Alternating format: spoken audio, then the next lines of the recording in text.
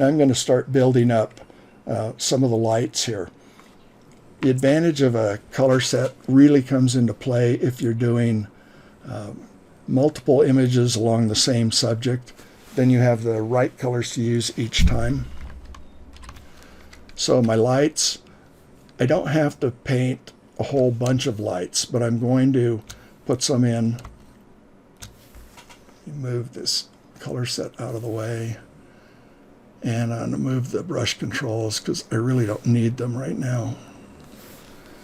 So this is going to be a light, anything that's a little bit lighter than the general color, and it will be kind of on the peaks of the folds and some of the areas that, you know, if you did a side view of this, this is actually pointing more toward the light, and that's why this is in shadow.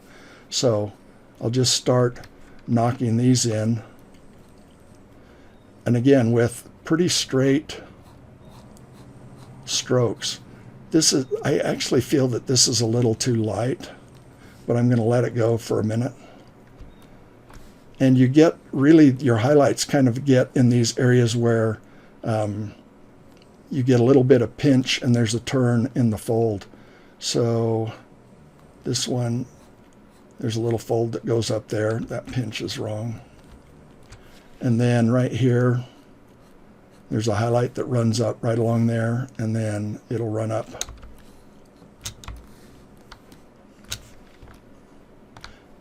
All the way up to the top here.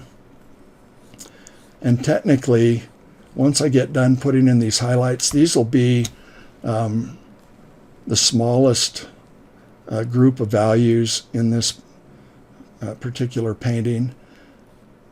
But technically it should look really close to the general reference when I've put in just these few highlight areas.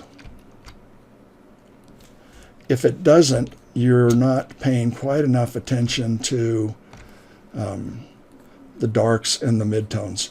And it doesn't matter if I'm painting over these dark lines. They were just positioning elements to begin with. So again, I look and see what I've got to paint, and I'm going to paint that up.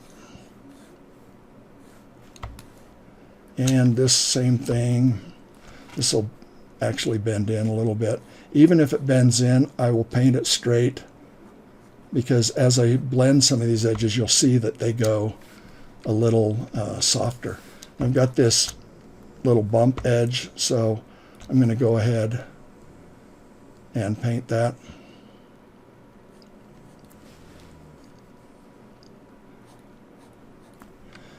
Eventually,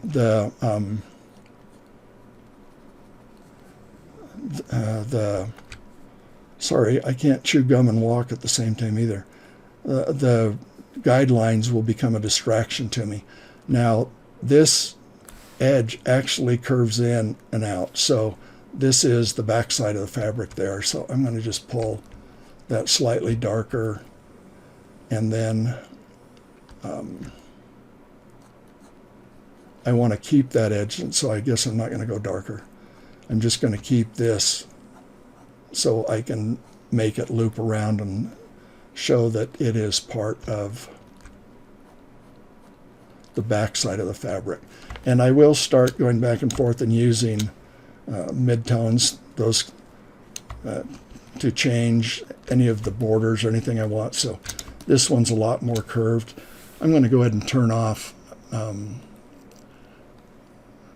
the rulers and the guides, hide guides.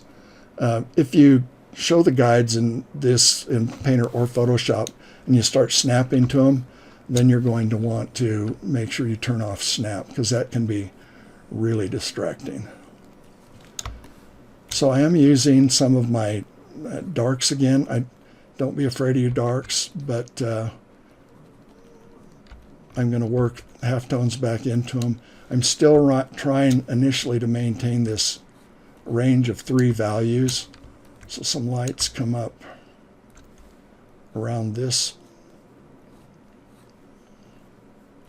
and they fade into midtones going up.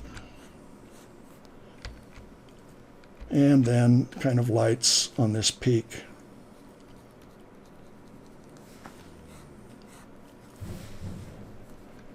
And it's more mid-tone down here, so I'll just put that in.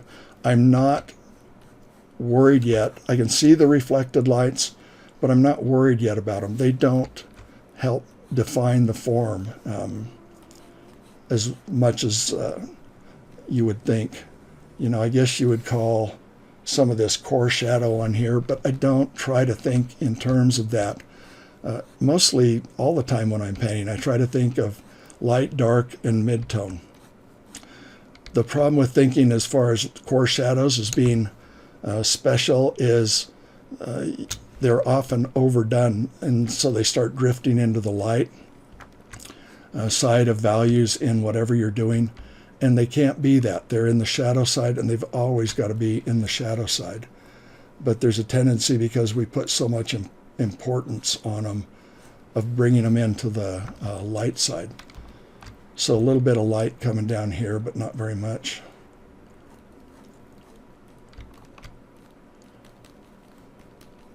Big enough brush. And I tend to do a lot of these kind of cross direction strokes. It's just, it's a carryover from my traditional painting days. Now, I got to make this a little bit higher, so I'll cut off some of that. But I'm still making really, really straight strokes for the most part.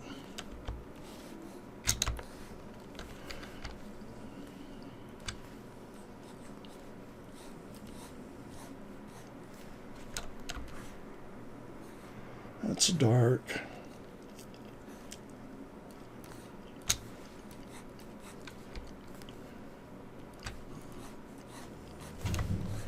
If I start to lose my values, I'll come back and reestablish them. And while I'm trying for accuracy, I'm not worried about being spot on accurate, because I'm the artist. I'm going to make it do whatever I want it to do. And I don't want ultimately for there to be a lot of lines showing over this. So now I'm using halftones, or the midtones.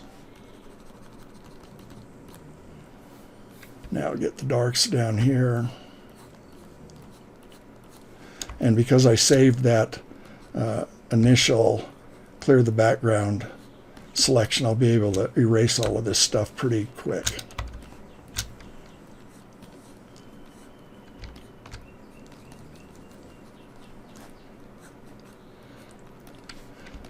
If you're going to paint fabric, one thing you can do is just make sure that you're putting your effort up into where it's going to be close to your center of interest, whether it's a still life on a table or something else, and as it gets farther away, like hanging over the edge of a table or something, don't need to pay nearly as much attention to detail, because people, for the most part, aren't going to look there anyway. And why come into a painting and do a whole bunch of work where nobody's going to be looking? So try to put, and some of you have heard me say this, 80% of your work in the 20% of the image where you want people to look, and 20% of your work in the remaining 80% of the image. And that's, of course, a rule of thumb made to be broken depending on what you're doing. Okay, so there is a halftone. This goes up. Some along there. A little bit flares out around here.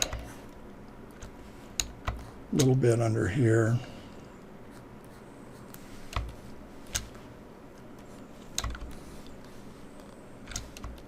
I think working with a rotating view also helps give you a fresh perspective on what you're doing. So rotating, it's one of those things I don't think you can do enough. It definitely doesn't hurt.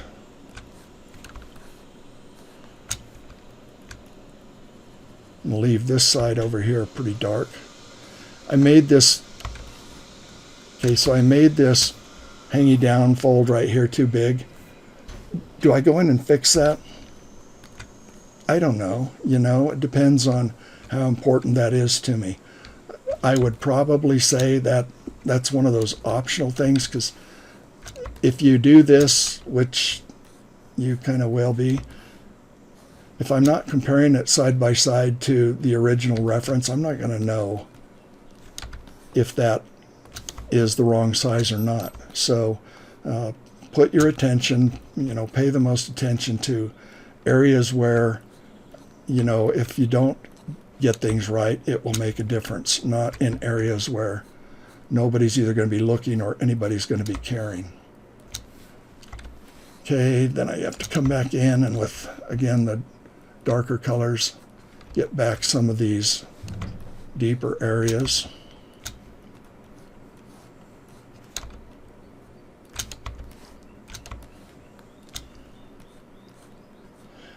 And it's important too, traditional or digital, you don't have to use multiple brushes. I'm trying to do as much as I can. In fact, I'm doing as much as I can with just one brush. If you don't have to switch for a specific reason, use one brush. It'll speed up your workflow a lot. Now, I'm a sucker for cool brushes, but if I don't have to use them, I don't want to.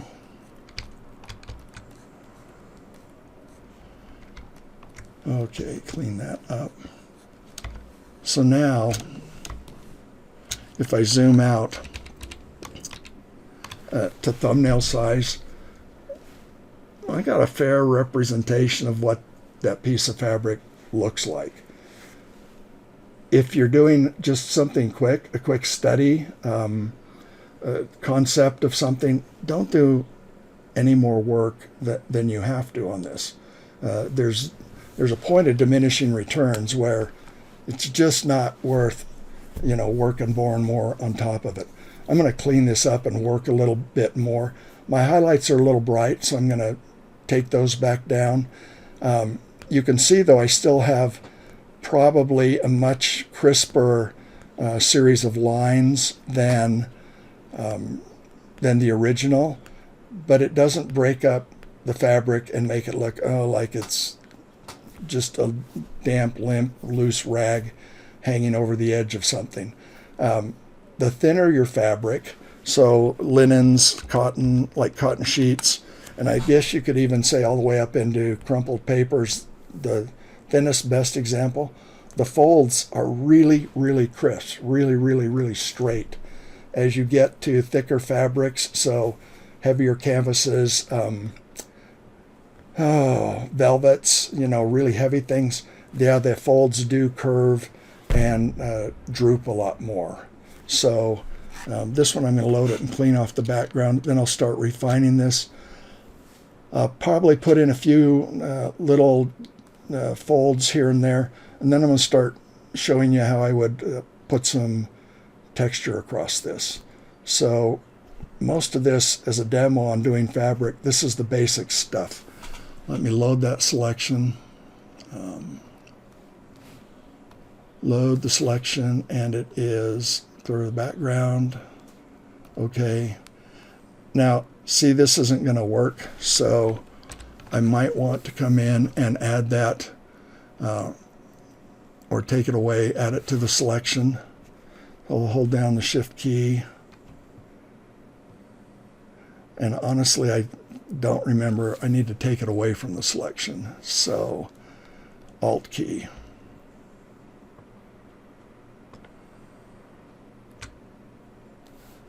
So anything like that I would just fix. Same one up here.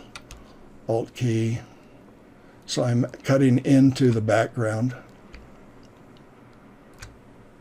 And then I'll just hit the backspace. Now I might want to save this selection again because I don't want to have to redo that every time.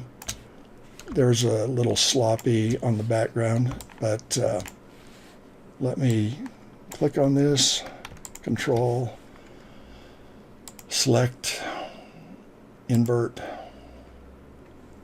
select, save selection.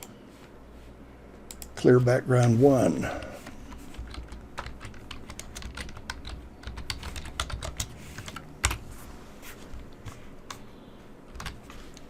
Okay, so now I'm going to come back in and I'm going to blend some of this, clean some of this up, start to let it bleed around. In fact, I'm just going to do it with a brush. I'm just going to start softening it with a regular brush.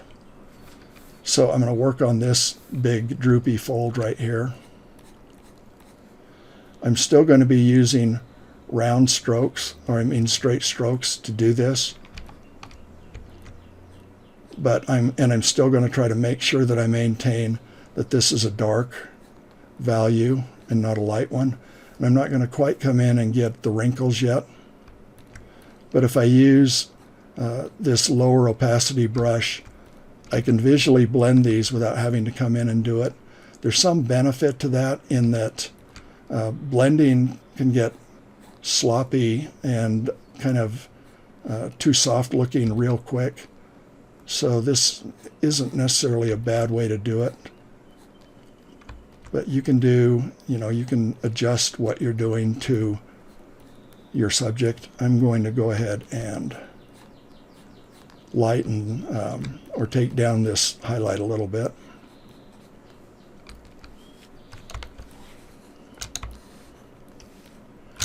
I'll zoom out so you can still see. Sometimes zooming out is my best friend when I'm painting something, because it takes a whole lot less energy to make a long stroke. A whole lot less to draw that far than to draw all the way across the canvas. So it goes up there. I want to get this dark again, but a little wider. And at some point I will start selecting most of my values and colors from within the image and not back from the color set. So that's what I'm doing here. This is not hard. If you'll just, in your mind, keep it simple as long as you can. Zoom out, check your work back and forth. You're going to find painting fabric is one of the simpler things you can paint. And it's all about just keeping your values right. Doesn't matter what the color is. I mean, that's really kind of obvious here, that the color I'm using is not the color that is the original. So this comes out a little bit, so I'll clean that up.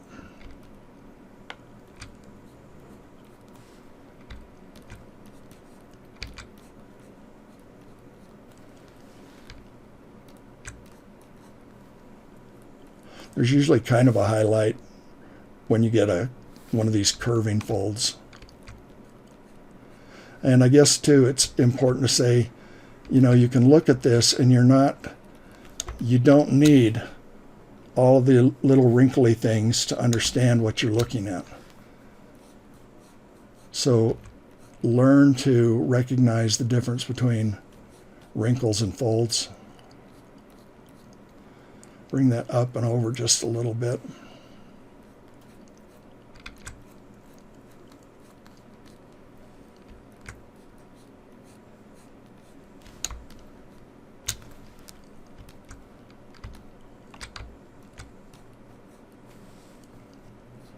You can, and I'm not doing it, if I want to add brighter colors, these are kind of more toward the gray, I will increase the saturation, usually in the midtones.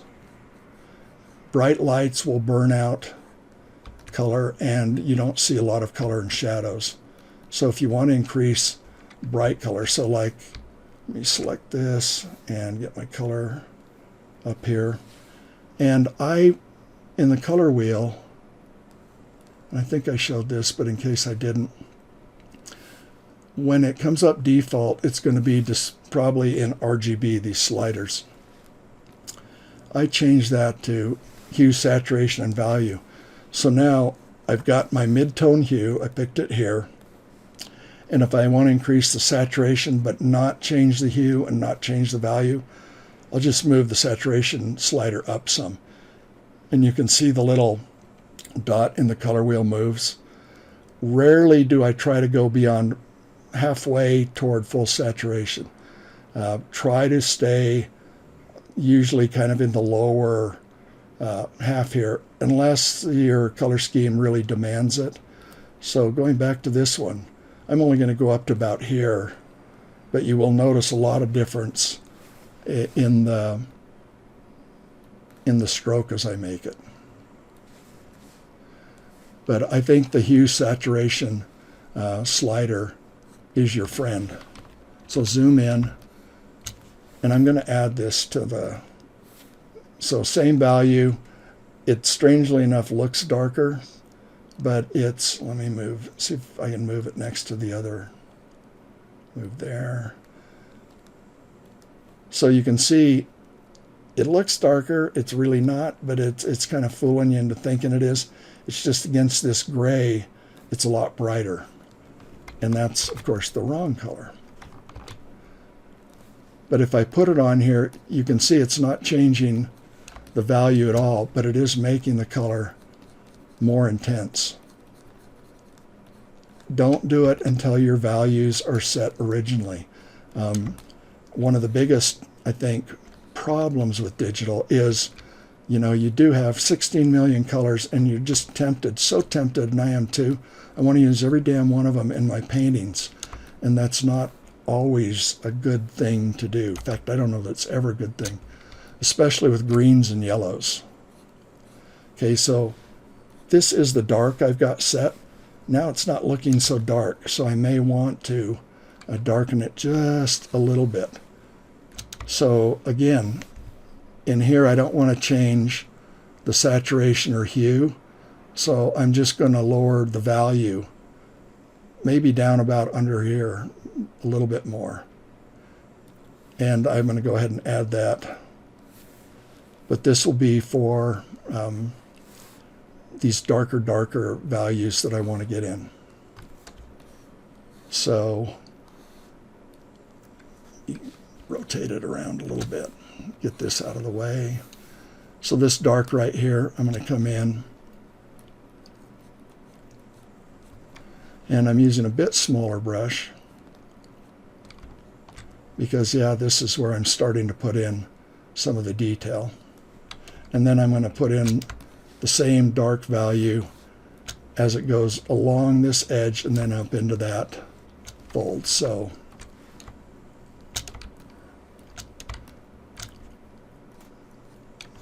that's, I find it easier, instead of trying to draw really narrow, to go ahead and just draw it, and then if I need to, I'll come back in with values around it and carve up to it till I've got a really narrow line if I need to. And I'm working on the wrong area, but it'll still work. And that's important too. Pay attention to where you're working. So you didn't do, see, I was doing this but on the wrong fold. Fortunately, it kind of works, so I'll just, that was intentional, guys. I wanted to show you. You can move around, and it wasn't intentional. I wasn't paying attention.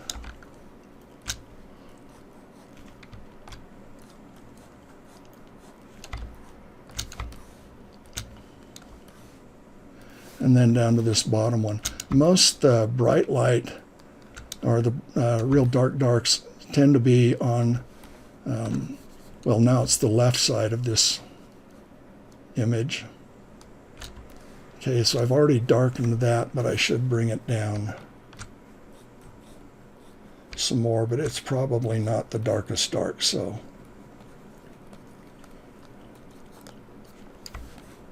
And then this big one below.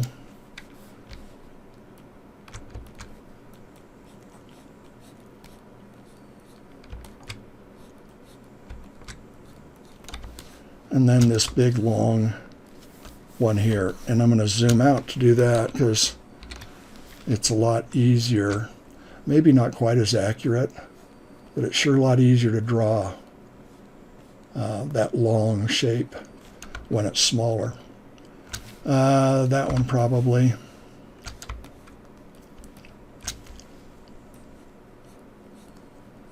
This is another thing you could and you should want consider, is that when you're painting digitally, and I'll do this, is sometimes it's easier to paint on a smaller image first. And this isn't really small, but I've zoomed out, so it's basically the same. And then you enlarge the image as you go more toward finish. Now, as you enlarge it, you do get the pixels will start to soften a little bit.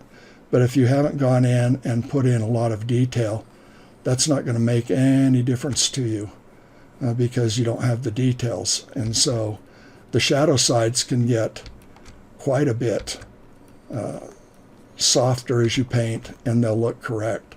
And then you just come in, and as you're building up the details, they'll look a little crisper in the larger versions.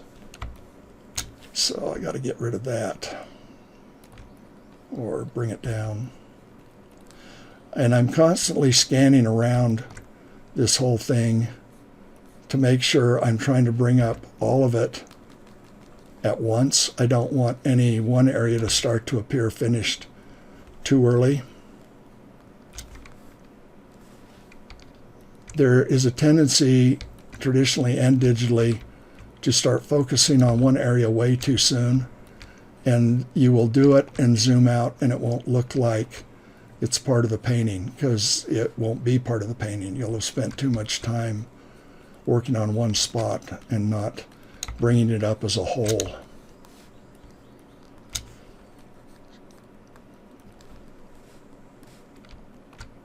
I'm not going to worry terribly much about all the details up here because I don't want to spend that amount of time on them. I want to get in here and start to add some detail.